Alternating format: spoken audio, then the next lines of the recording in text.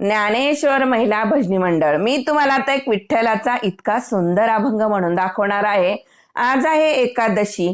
तर हा अभंग एका भक्ताचा आणि भक्ताची आई विठ्ठलाच्या रुक्माबाईला कसं आपलं घराणं सांगते ते ह्या अभंगामधून वर्णन केलेलं आहे. नामा महाराज हे विठ्ठलाचे परमभक्त असतात. ते इतकी भक्ती करत असतात की त्यांना दळीता कांडिता जेविता जळीतळी सर्वत्र विठ्ठल आणि विठ्ठलच दिसत असतो. अशा त्रिवार भक्तीला माझं त्रिवार वंदन.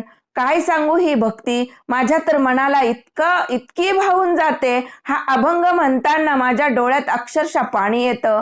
तर नामा महाराजांची आई नामा महाराज फक्त भक्ती करतात, प्रपंचात लक्ष देत नाही, असं त्यांचं गारणं असतं. आणि ते गारणं कसं आपल्या विठ्ठलाच्या रुक्माबाईला कसं प्रेमाने सांगतात हे त्या या अभंगामधून वर्णन केलेलं आहे. आणि हे वर्णन असंच आपलं देवाशी नातं निर्माण झालं पाहिजे. नातं निर्माण केलं की कुठलीच आपल्याला कमतरता भासणार नाही. आपल्या सर्व गोष्टी आपण आपल्या देवाला सांगू शकतो.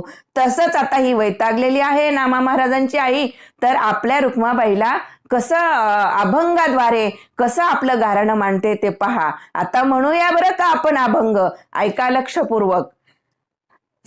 सांग सांग रुक्माबाई तुझ्या विठ्ठलाला, सांग सांग रुक्माबाई तुझ्या विठ्ठलाला, तुझ्या विठ्ठलाने माझा नाम वेडा केला.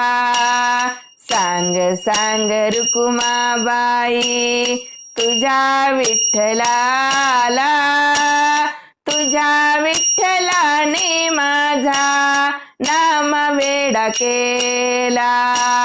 तुझ्या विठ्ठलाने माझा नाम वेडा केला. पुंडलिका बेटी परब्रह्म आले, पुंडलिका बेटी परब्रह्म आले. फेकली विट त्याने देव उभे केले, फेकली विट त्याने देव उभे केले. सांग सांग रुक्माबाई तुझ्या विठ्ठलाला, सांग सांग रुक्माबाई तुझ्या विठ्ठलाला, तुझ्या